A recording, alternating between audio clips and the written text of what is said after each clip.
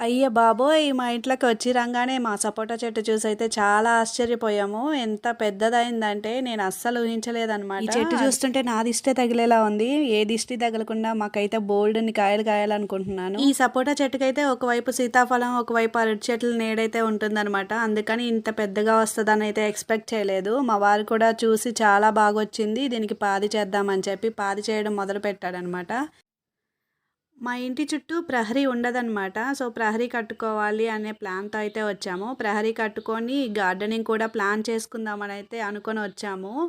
కానీ మా వారు వచ్చి రాగానే ఈ సపోటా చెట్టుతో మా గార్డెనింగ్ పనులైతే స్టార్ట్ చేసేశారు.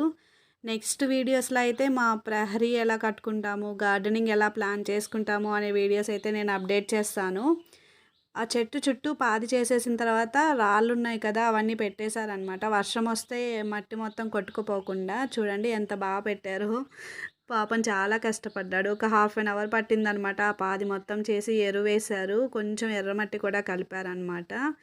సో, చుట్టూ పెట్టేసి పైప్‌తో వాటర్ పట్టేశారు. ఇప్పుడైతే చాలా నీళ్లు నిలబడుతున్నాయి. చెట్టుకైతే పూత, పింద చాలా ఉన్నాయన్నమాట. సో, ఎంతవరకు నిలబడుతుందో చూడాలి.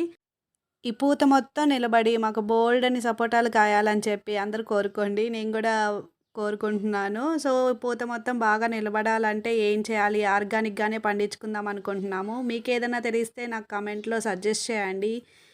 దీని అప్డేట్ కోసమైతే మన ఛానల్‌ని సబ్స్క్రైబ్ చేయండి.